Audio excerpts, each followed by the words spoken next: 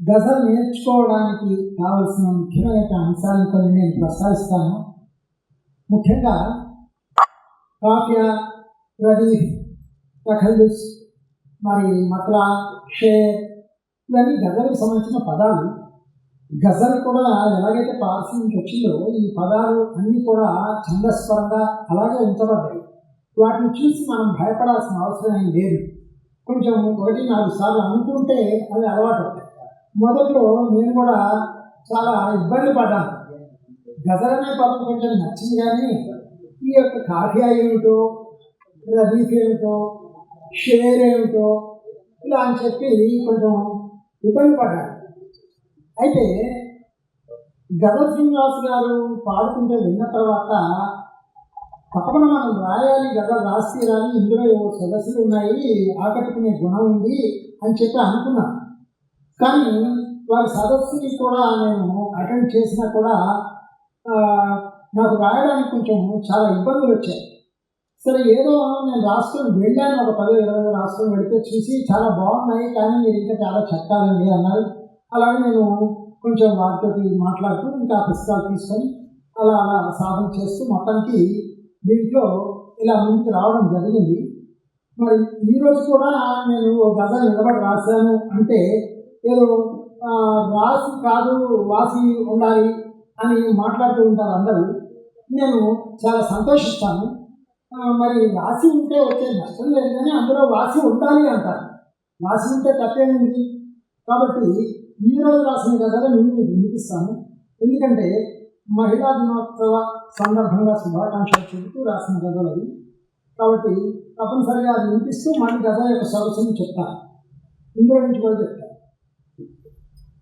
వందనాలు వందనాలు వందనాలు వందనాలు అందమైన అందమైన కన్నీళ్లకు. కన్నీళ్ళు అందంగా ఉన్నాయి. సో ఒక ప్రబోధంలాగా కొత్తగా వినపడాలి. అరే ఇదేంటి వీడు కన్నీళ్లకు వందనాలు అంటాడేంటి, అలా ఒక ప్రశ్న రావాలి. మతలా వినగానే ఒక చక్కటి ప్రశ్న రావాలి. ఎందుకు వందనాలు చెప్తున్నాడు, అందులో కన్నీళ్లకు వందనాలు చెప్పడం ఏంటి, ఇలా ఆలోచింపజేసేటువంటి ఒక చక్కటి ప్రశ్నలు రావాలి. మతలాలో ఉన్నటువంటి మొదటి లైన్లో నుంచే వస్తే దాన్ని ఎంత చక్కగా సమర్థిస్తారో రెండో పంక్తిలో మిశ్రాలో చెప్పిన దాన్ని మిశ్రా స్థాయిలో ఎలా సమర్థిస్తాడు, ఎంత అందంగా సమర్థిస్తాడు, మనం ఎలా ఆహా వహ్వా అనిపిస్తాడు అనే విధంగా ఏం చేస్తాడో చూడాలి అని చెప్పి ప్రేక్షకులు, శ్రోత, వినేవాళ్ళు, పాఠకులు అందరూ కూడా ఎదురు చూస్తూ ఉండాలి. సో అలా చేసేటప్పుడు మరి ఇందులో కావ్యాలేంటి, రదీఫ్లేంటి మళ్ళీ మాట్లాడుతున్నాం. అయితే వందనాలు వందనాలు అందమైన కన్నీళ్లకు. మరి ఎందుకు అందమైన కన్నీళ్ళు అయ్యాయో చూద్దాం. మరి కంటి పెదవి దాటలేని, కంటి పెదవి దాటలేని కావ్యమైన కన్నీళ్లకు. కంటి పెదవి దాటలేక అంటే లోపటే ఉండి అవి కావ్యంగా వచ్చాయి. అలాంటి కన్నీళ్లకు అంటే ఒక కవి గుండెలో రగిలేటువంటి కన్నీళ్ళవి, బయటికి కనపడని కన్నీళ్ళవి. ఆ కన్నీళ్ళకి నేను వందనాలు చెబుతాను. అలాగే అసలు ఎందరో అమ్మల యొక్క కన్నీళ్లు కంటి పెదవి దాటకుండా లోపటే ఉంటాయి. అవి కవిత్వానికి కూడా అందరి కావ్యాలు అని చెప్పడం ఇందులో ఉన్నటువంటి అంతర్గతమైనటువంటి భావన.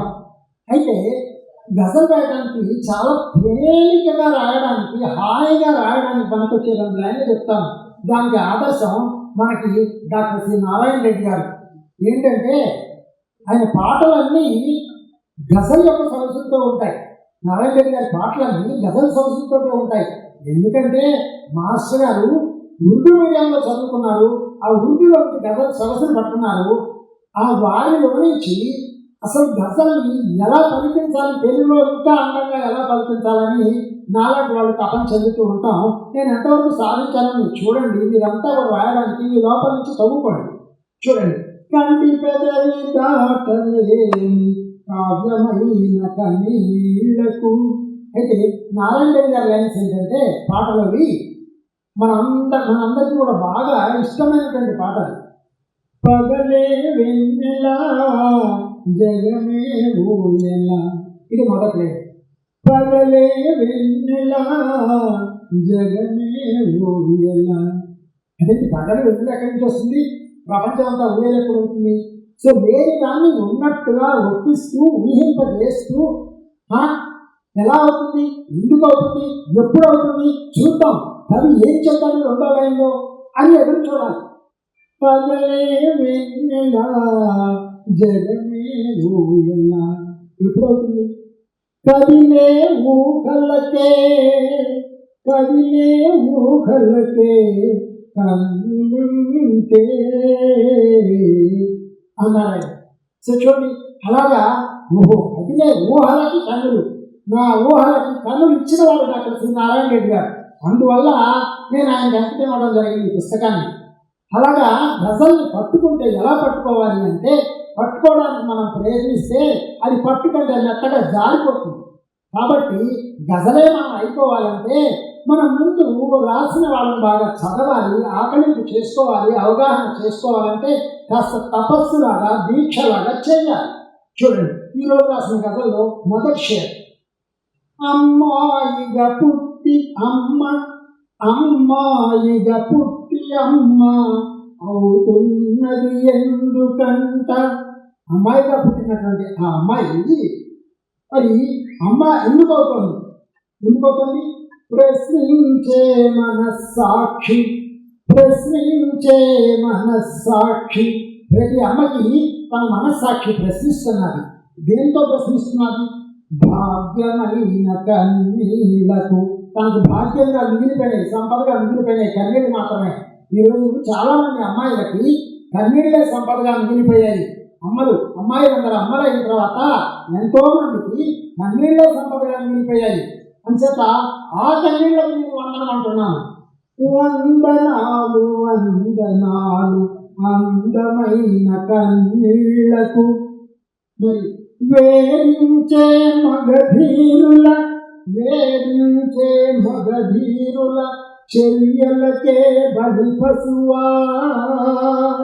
అమ్మాయి అసలు ఈ మగధీరుల యొక్క చర్యలన్నిటికీ వేరించేస్తున్నటువంటి మగధీరులకి బలి పశువులాగా మిగిలిపోవాల్సిందేనా అని అమ్మాయి లోపల బాధపడుతుంది. మరి మహిళా మహోత్సవం రోజున, మహిళా దినోత్సవం రోజున అమ్మాయిలందరూ ఉత్సాహంగా ఉల్లాసంగా పండగ చేసుకుంటున్నారట. ప్రతిరోజునేమో పురుషుల దినోత్సవం, ఒక్కరోజు మాత్రమే మహిళా దినోత్సవం. ఆ రోజు కూడా అమ్మాయే వంట చేయాలి, ఇంట్లో అమ్మాయే ఇంటి పని చేయాలి, అమ్మాయే అన్నీ చేయాలి, ఉద్యోగం చేయాలి, అన్నీ చేయాలి. కానీ మాత్రం ఇక్కడ నేను అమ్మాయిల పక్షాన్ని ఎందుకు మాట్లాడుతున్నాను? ఎంతోమంది అమ్మాయిల వేదనని ఆ అమ్మాయి యొక్క హృదయంలో ఆవిష్కరిస్తున్నాను. కాబట్టి పురుషంలో అంతా తెలుసుకోవాలి కదా. అమ్మతనపు శిలలోనే ఇక్కడ వేధించే మగధీరుల చెల్లెళ్ళకే బలి పశువా. ఇక్కడ ప్రశ్న సూటిగా ఉంది. మరి దీనికి జవాబు ఏం చెప్తాడు కవి? పిల్లలతో శతమతమున స్వేదమైన కన్నీళ్లకు. పిల్లలతో శతమతం అవుతుంటే కన్నీళ్ళుగా రావట్లా, చెమటగా మారిపోతున్నాయి. అందుకని వాటికి వందనాలు. ఆ ఆడపిల్లల కష్టాలను మగవాడు ఎప్పుడు అర్థం చేసుకుంటారు? నేను మగవాడిగా చెప్పట్లేదు, నాలో ఉన్న మాతృత్వాన్ని నేను మేల్కొల్పుకుని చెప్తున్నాను అందరికీ.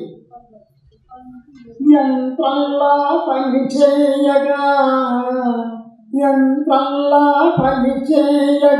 పుణ్యమెంత చేసినదో. యంత్రంలాగా పనిచేయడానికి ఆ అమ్మాయి ఎంత పుణ్యం చేస్తుందో ప్రతి అమ్మాయి కూడా. అమ్మతనపు శిలలోనే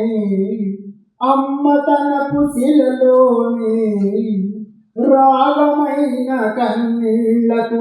అమ్మతనాన్ని లోపల శిలలాగా చేసుకొని దానిలో రాగాలు పోతుంది, తనలో తనే రాగమైపోతుంది, మరి ఆవేదన చెందుతుంది. ఉద్యోగం చేస్తూనే. చూడండి, ఒక మామూలు అమ్మాయికి ఎన్ని సమస్యలు ఉన్నాయి సగటు ఆడపిల్లకి. ఏ సబ్జెక్ట్ తీసుకున్నా గజల్ చేయడం ఎలాగా అంటే ఎప్పుడు చేయబడుతుందంటే మనకి ఆవేదన ఉన్నప్పుడు, అవగాహన ఉన్నప్పుడు. అంతేకాదు, నేను ఒక రోజున భోంచేస్తూ మహబూబ్ నగర్లో ఇరువెంటి శర్మ గారి గజల్ పుస్తకం ఆవిష్కరణ జరుగుతున్నప్పుడు వెంటాల వారు, నేను ఇంకా మిత్రులు, కొందరు గజల్ మిత్రులు అక్కడ ఉన్నప్పుడు భోంచేస్తూ 2 వాక్యాలు చెప్పాను. ఏంటంటే, అప్పుడప్పుడు గాయపడితే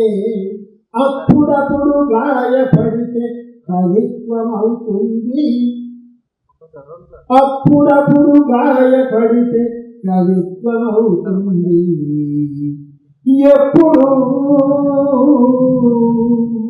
ఎల్లప్పుడూ గాయమై ఉంటే గజలవుతుంది. మరి అప్పుడప్పుడు ఆ సంఘటన చూసి ఈ సంఘటన చూసి దానికోసం గాయపడడం అంటే ఆ కవి యొక్క మనస్సు బాధపడి ప్రేమతో దాని యందు ఆవేదన చెంది రాసేది కవిత్వం. అదే గజలంటే అనుక్షణం తాను ఆ ప్రేమ తత్వంలో జీవిస్తూ దాన్నే పరిశోధిస్తూ ప్రతి క్షణం తాను ఆ గజలై ఉండాలి. అప్పుడే అది గజలవుతుంది, గాయం ఉంటే అనేది అన్నమాట. సో అలాగా ముఖ్యంగా గజలు కావాల్సింది, ఇందాక మీరు విన్నారు కదా, ఓవేడ్ గారు ఎంత చక్కటి స్ఫూర్తివంతమైనటువంటి ప్రసంగాన్ని చేశారు. అలాగే మిత్రుడు నా గజలు వినిపించారు. తనే కనుక RVSS మొదలు పెడితే మరి తన ప్రస్థానం తాను కూడా వేలాదిగా గజలు రాసిన వాడే, గజల్ శిరోమణి. మరి తన గురించి మాట్లాడుకోకుండా సమయం సందర్భం చూసి, అందుకనే క్లుప్తత, గాఢత, మరి భావుకత, ప్రేమ, మరి ఆ తాత్వికత, సమాహారమే గజల్. దానికి ఉదాహరణగా నిలబడాలి గజల్ కవి కానీ కవయిత్రి కానీ. చెబితే ఎంత అందంగా ఉండాలి. గజల్ సౌందర్య దర్శనం చేయించిన కన్నా గారిని మర్చిపోకూడదు. మరి 70 గజళ్ళు రాసిన ఒక్క 2 లైన్లతో నా గుండెని ముక్కలు చేసిన రెంటాల వారిని మర్చిపోకూడదు. ఏంటంటే రెంటాల వారు అంటారు, చేరకుంటే బావి నీరు చెడిపోతుంది,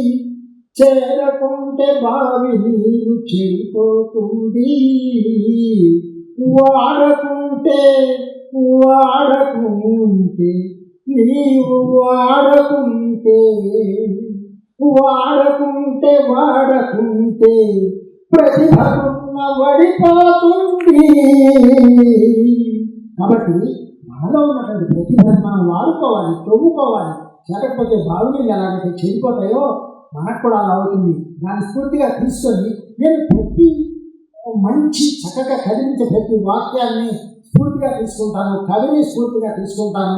అలాగే ప్రతి సంఘటనని, ప్రతి క్షణాన్ని స్ఫూర్తిగా తీసుకుంటాను, ప్రతి కన్నీళ్ళని స్ఫూర్తిగా తీసుకుంటాను. అదే గజల్ అంటాను. మరి అలాగా ఉద్యోగం చేస్తూనే ఇంటడు పని తనవంతే. ఉద్యోగం చేస్తున్నా కూడా ఇంటడు పని అమ్మాయి అంతే. అయితే ఏంటట, వింత కర్మగాకేమిటి జన్మ కర్మగాకేమిటి గంధమైన కన్నీళ్లకు. గంధం అంటే మంచి గంధం అని కాదు, చందనం అని కాదు. ఇక్కడ గంధం అంటే వాసన, అంటే వాసనాపరంగా పూర్వజన్మ నుంచి తెచ్చుకున్నటువంటి దాని ఫలితంగా, కర్మ ఫలితంగా ఆ కన్యకని ఆమె అనుభవించాల్సిన పరిస్థితి ఏర్పడింది. నిజానికి దాని నుంచి బయటపడాలి అంటే మరి స్త్రీ పురుష భేదం పోయి ఆత్మతత్వం రావాలి అనేటువంటి విషయాన్ని నేను పురుషులకు అందించడం కోసం ఈ గజల్ రాయటం జరిగింది. ఎవరెస్టులు ఎక్కినను గగనతలం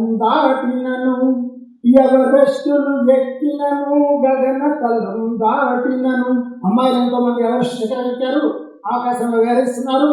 మరి ఎన్నో రంగాల్లో వాళ్ళు పరిశోధన చేస్తున్నారు. అయినప్పటికీ వాళ్ళ పరిస్థితి ఏంటి? మగువతోటి ఆడుకునే మధురమైన కన్నీళ్లకు వందనాలు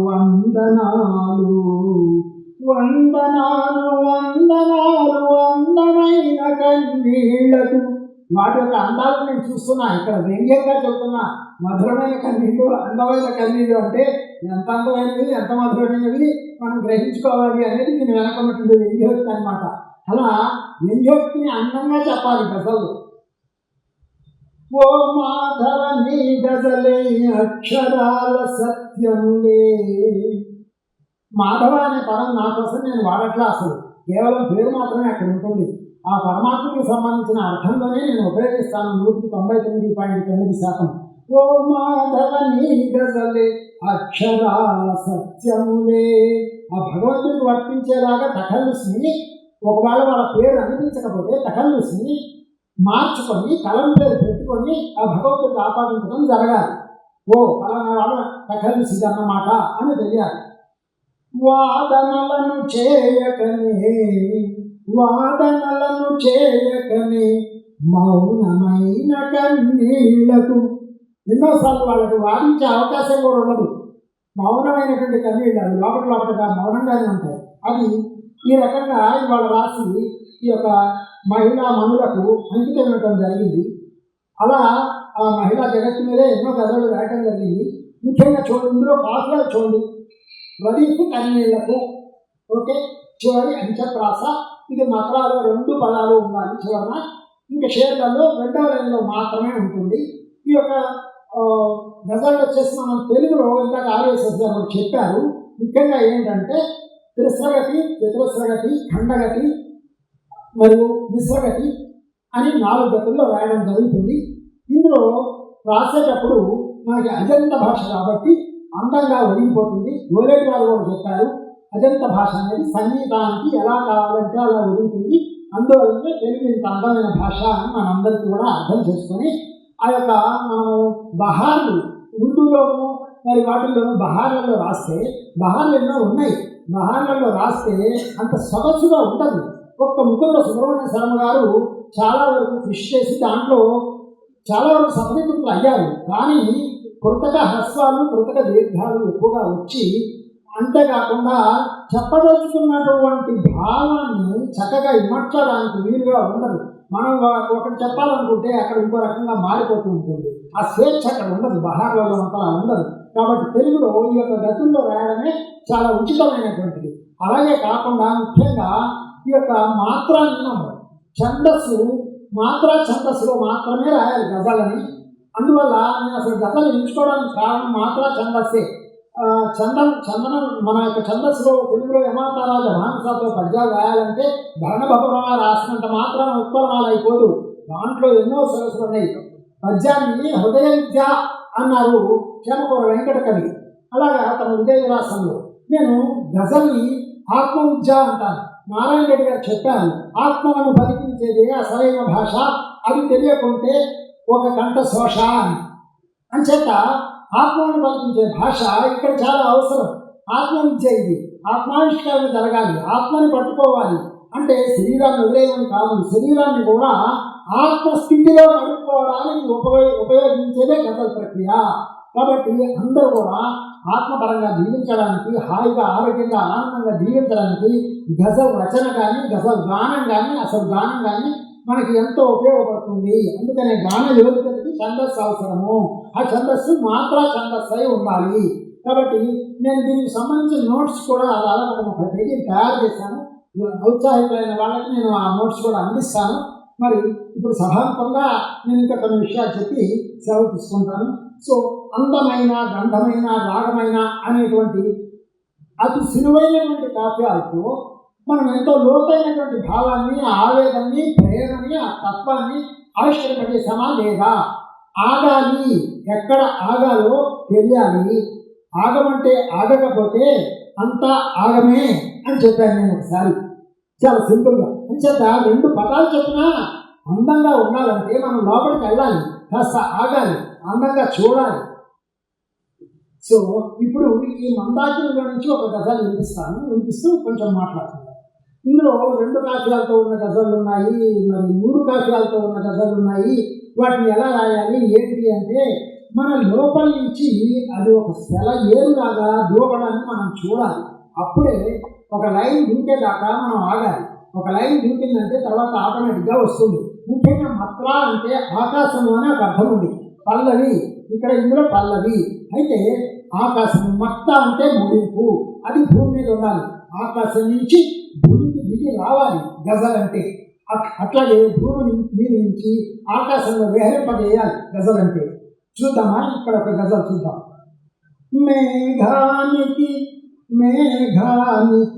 ప్రేమలేఖ రాసానని ఏం చెప్పను, మేఘానికి ప్రేమలేఖ రాసానని ఏం చెప్పను, మేఘానికి ప్రేమలేఖ రాసానని ఏం చెప్పను, ఇక్కడే ఆ రదీఫ్లోనే 2 అర్థాలతో రాయడం జరిగింది.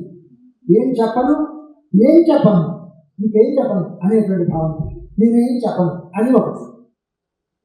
అయితే మేఘానికి ప్రేమలేక రాయటం, ఇలాంటి భావాలు మరి చక్కగా మన లోపలికి వెళ్తే కానీ రావు. మేఘానికి ప్రేమలేక ఎవరు రాస్తారు? మేఘమే నా ప్రేయసి అని ఎవరంటారు? కాబట్టి మేఘానికి ప్రేమలేక ఎందుకు రాస్తున్నాను? వర్షాన్ని కురిపించమని. నేనేం చెప్పను, ఎవరికి చెప్పను, ఈ అక్షరాలతో రాసి దానికి వివరించుకున్నాను. ఇంత భావం ఒక్క లైన్లోనే ఉంది. రెండో లైన్ ఏమంటున్నాను, ఇక్కడ నేను కురవమని చెప్పట్లా, కురుస్తున్న వర్షాన్ని ఆపమని చెప్తున్నాను.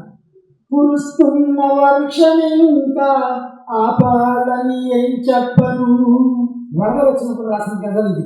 విపరీతంగా కురిసి ముంచెత్తుతుంటే దాన్ని ఇంక నువ్వు ఆగమని ఎలా చెప్పను అని ఒక అర్థం అయితే, మళ్ళీ లోపలికి వెళ్తే ఆ మేఘం అంటే ఒక అమ్మాయి, ఆ అమ్మాయికి నేను లేఖ రాశాను, ప్రేమగా రాశాను, ఏం చెప్పను, నీకు ఎలా చెప్పను? ఆ అమ్మాయి లోపల ఏడుస్తుంది, వాళ్ళ అమ్మ నన్ను వదిలిపెట్టకపోతే ఆ అమ్మాయికి నువ్వు ఆడకమ్మా, నువ్వు ఆపేసేది, నేను ఎలా చెప్పను, నేను కలవలేదు. అది రెండో అర్థం. ఇలా 2-3 అర్థాలతోటి చక్కగా గజల్ రావాలి. రాస్తున్నప్పుడే ఆ ఊహ ఒక చిత్రంలా మన ముందు కనబడాలి. ఏదో పదాలు పెట్టేసి మీటర్లో బిగించేసి నేను అక్కడ గుర్తించేస్తానంటే అది గజల్ కాదు, అటుకుల బొంత అవుతుంది. అంచేత ఇక్కడ ఎవరిని విమర్శించడానికి ఏం చెప్పడం లేదు. చూడండి, జరుగుతున్నదేమి లేదు, జరిగేది ఏమి లేదు.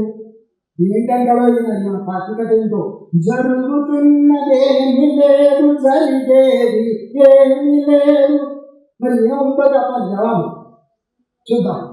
అనుక్షణం అనుక్షణం అనుక్షణం ఒక సాక్షిగా ఉండాలని ఏం చెప్పను. జరుగుతున్నది లేదు, జరిగేది లేదా, ఎప్పుడూ ఒక సాక్షిగా ఉంటూ జరుగుతున్న దానికి ఉంటే ఏం జరగాలో జరుగుతుంది. అన్నిటికీ హాయిగా ఆనందంగా ఉండాలంటే సాక్షి తత్వం ఉండాలి. మోహానికి శోకానికి చూడండి, ఈ బంధం చూడండి, పదాల బంధం.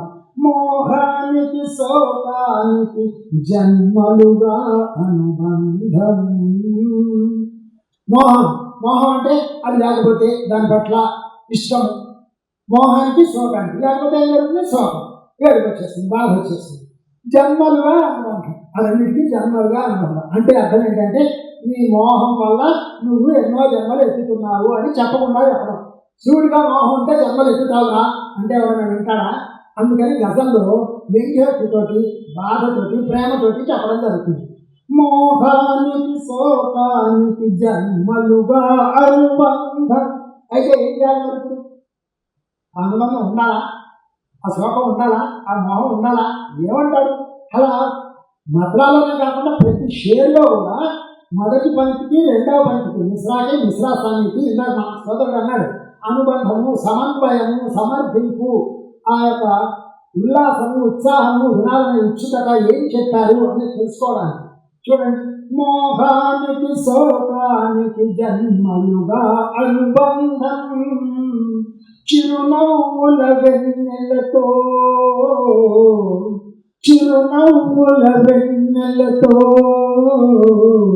ఏం చేస్తారు? ఇప్పుడు శ్రోతలు, ప్రేక్షకులు చెప్పాలి, కాఫీ ఏమొస్తుంది, ఏమంటాడు, వాళ్ళు అంటే అందరినీ కలిగి చెప్పాలి. అప్పుడు మంచి గజల్ మంచి షేర్ అవుతుంది. చిరునవ్వుల వెన్నెలతో చిన్నపిల్లలా ఉండాలి అనేది ఓకే, బట్ పెద్దవాళ్ళు కూడా చిరునవ్వుల వెన్నెలతో ఒకటి చేయాలి. ఏం చేస్తే ఆ మోహంతో అనుబంధం పోతుంది. చిరునవ్వుల వెన్నెలతో కాల్చాలని ఏం చెప్పను. మామూలుగా వెన్నెల చల్లగా ఉంటుంది, వెన్నెలలోనే వేడి ఏలను మనం పాట విన్నాం.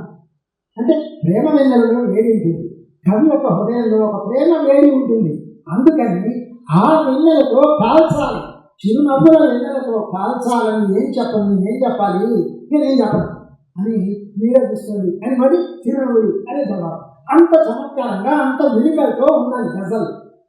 ఓకే, ఇక మనం ఎక్కడికి వస్తున్నామో తెలుసా? ఈ గజల్ నేను ఎందుకు ఎన్నుకున్నానంటే, ముఖ్యంగా ఇందాక వేరే గారు చెప్పారు, ఒకే గజల్లో ఒక్కొక్క షేర్లో ఒక్కొక్క విషయం చెప్తే అది చాలా మంచి గజల్ అవుతుంది అని. నేను కూడా అదే విషయాన్ని ఇక్కడ మీకు తిరిగి చెప్పడం కోసం ఈ గజల్ని ఎంచుకున్నాను. నేను ఈ గజల్ని నిన్న ఉంటే ఇలా తిరగేస్తున్నప్పుడు, పుస్తకం తిరగేస్తున్నప్పుడు ఏ గజలు చెప్తే బాగుంటుంది అనుకున్నప్పుడు ఇక్కడ మంచి గజలు కదా ఇది చదువుదామని 47 రికార్డ్ చేస్తున్నాను. ఏ గజలు చదివినా బాగుంటుంది, అది వేరే విషయం. కానీ ఇక్కడ ఏం చెప్పాలి, ఎందుకు చెప్పాలి? వర్క్షాప్ అంటే వర్క్షాప్లో సూక్ష్మంలో మోక్షం కొద్దిగా ఎక్కువ విషయాన్ని, జ్ఞానాన్ని ఎలా అందించాలి.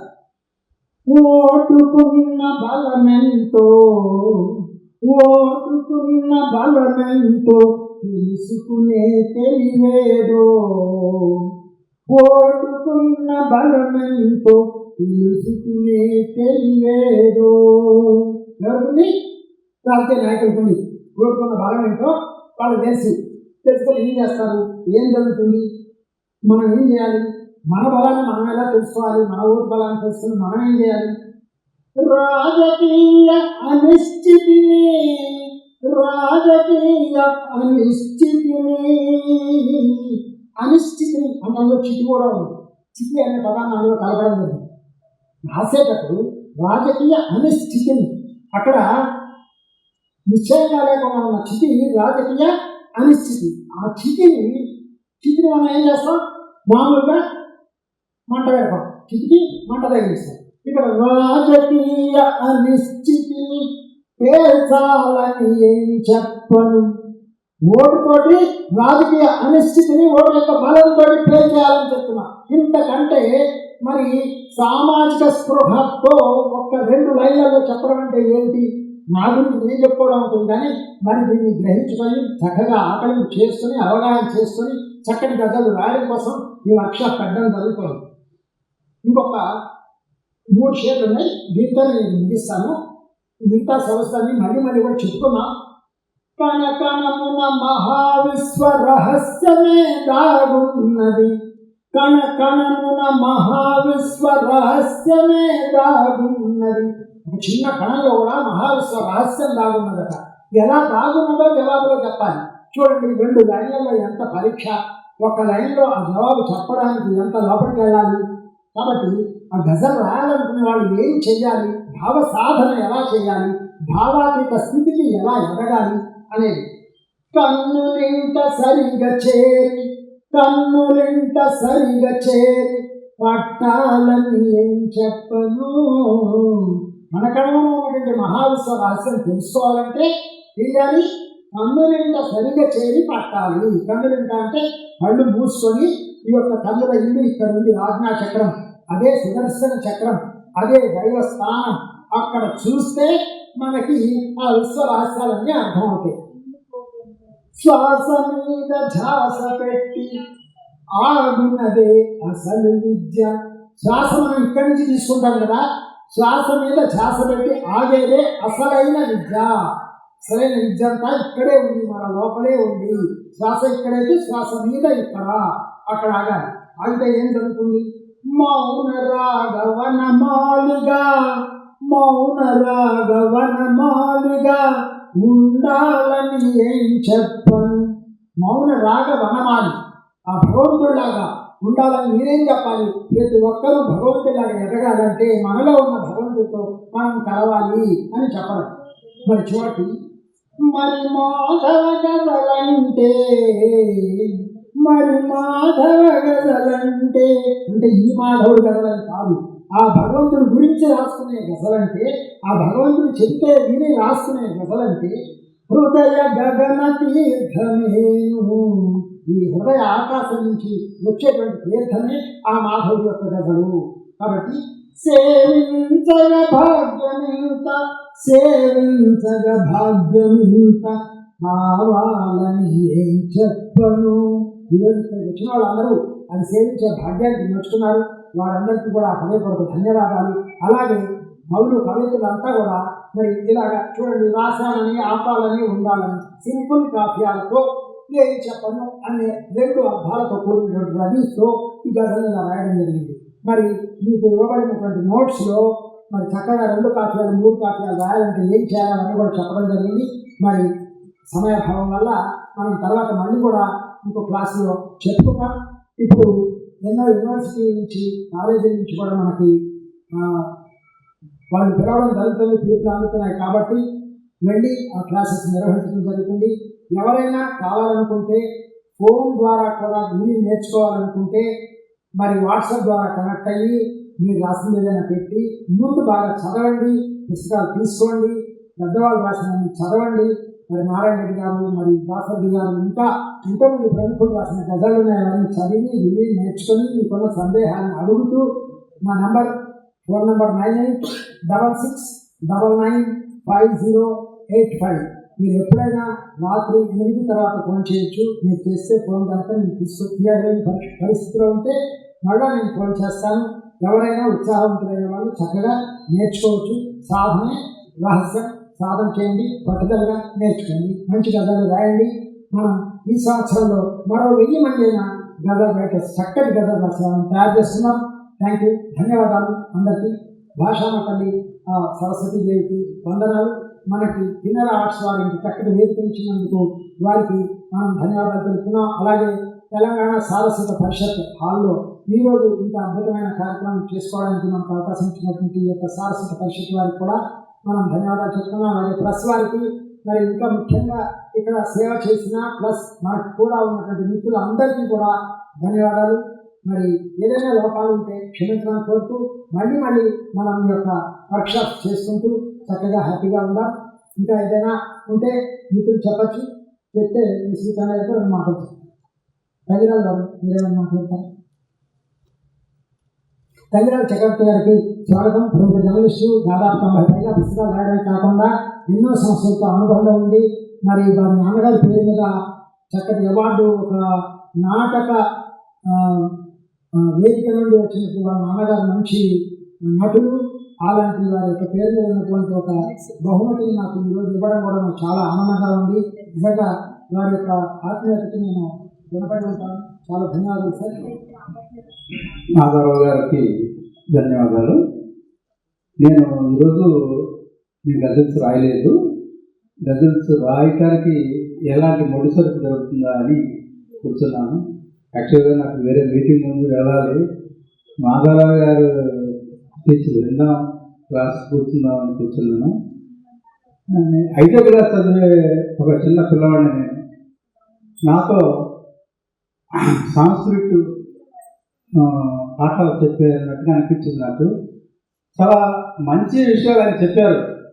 కానీ ఒక గజలు, చిన్న గజలు తీసుకుని దాంట్లో ఏ పదం ఏమిటి అనేది ఈ గజలు రాద్దాం అనుకునే ఉత్సాహం ఉన్న వాళ్ళకి ఇంకా మరి కాస్త సులువు చేస్తే బాగుంటుందనేది నా వ్యక్తిగత అభిప్రాయం.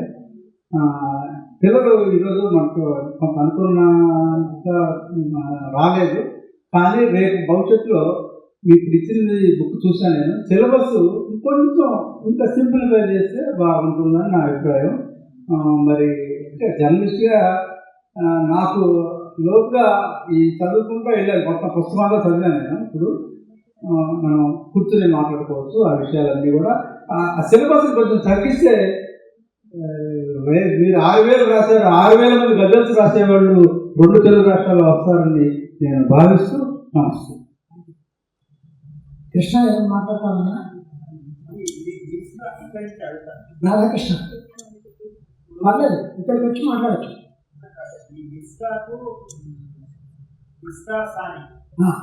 విశ్వాసానిలో మళ్ళా పన్నీళ్ళకు అనేటువంటి కంపల్సరీ అది నది. పన్నీళ్ళకు అనేది నది. పల్లవిలో మతలాలో రెండిట్లోనూ ఉండాలి. మతలాలో 2 లైన్లకి ఉండాలి. షేర్ మాత్రం 2వ లైన్లో మాత్రమే ఉంటుంది. రది అంటే షేర్లో మిశ్రా సానీలో ఉంటుంది, మిశ్రాలో మామూలుగా ఉంటుంది. నడక మాత్రం మిశ్రాలో ఉండాల్సిన అవసరం లేదు. మిశ్రాలో ఏదైనా లెంగ్త్ మాత్రం మళ్ళీ అవే ఉండాలి, సమానంగా ఉండాలి. మిశ్రా సానీలో మాత్రం రెడీ కూడా రావాలి. ఇంకా నేను అంచప్రాస గజల గురించి ఇక్కడ చెప్పలేదు. ఇప్పుడు మళ్ళీ కూడా చెప్పుకున్న తర్వాత అంచప్రాస అంటే చివరిలో అన్ని కాఫ్యాలలాగా ఉండి మంచి అద్భుతమైన అర్థాన్ని రావాలి. అన్నిటికీ కూడా 2వ లైన్లోనే ఉంటుంది అంచప్రాస కూడా. ఓకేనా? ఓకే, ఇంకెవరైనా మాట్లాడతారా, అడుగుతారా? శ్రీనివాస్, మీ ప్రశ్న కానీ మీరు మాట్లాడడం కానీ. ప్రస్తుతం విషయం మాట్లాడండి. సింహాసనం గదలైనా పాడండి ఒకటి. ప్రస్తుతం వాళ్ళు పిలిస్తే పాడకపోతే ఎలాగా? సెట్ చేసుకుందండి. దాన్ని సెట్ చేసుకున్నట్టు పాడండి. ఉండండి సార్, నెక్స్ట్ టైం మళ్ళీ మా స్పెషల్ కోసం పాడండి. ఇప్పుడు వద్దు సార్. పర్లేదు, మీకు ఎంత వస్తే ఎంత గుర్తుంటే అంతే పాడండి. లేదంటే పుస్తకం తీసుకొని ఏదైనా పాడండి. ఎందుకంటే గుర్తుంటే మా రికార్డు కోసం. నిజమే కానీ వద్దు సార్, నేను రికార్డ్ చేసి పంపిస్తా సార్ వీడియో పెట్టుకొని. ఇందులో ఓకే రైట్ యాడ్ చేయండి. పాఠంలో లెసన్లో యాడ్ చేసి. థ్యాంక్ యూ అండి, అందరికీ ధన్యవాదాలు. మరి సమయం ఎంత? 4 అవుతుంది. ఓకే తల్లి అని మాట్లాడతారా? ఇంకేమైనా పాడతారా? ఒక గజం పాడతారా? ఓకే అండి, థ్యాంక్ యూ. సెలవు బాబు. టెక్నీషియన్స్కి మరి సంస్థ వారికి అందరికీ కూడా, ముఖ్యంగా చెన్నై గారికి అసలు చాలా చివరిగా చెప్పాల్సిన విషయం, ఈ యొక్క పుస్తకం యొక్క మందాకిని మొదటి కాపీ నారాయణ రెడ్డి గారి అమ్మాయి గంగమ్మ గారికి ఇవ్వాలనుకున్నాము. వారికి నేను పంపిస్తాను, చెన్నై గారు అందిస్తా అన్నారు. వాళ్ళ వారి ఇంట్లో మహిళా దినోత్సవం యొక్క వేడుకలు ఉండడం వల్ల వారు రాలేకపోయారు. సో అంచేత వారికి కూడా ధన్యవాదాలు. ఇంకా ఎవరైనా మర్చిపోతే క్షమించాలి. అందరికీ పేరు పేరున ధన్యవాదాలు.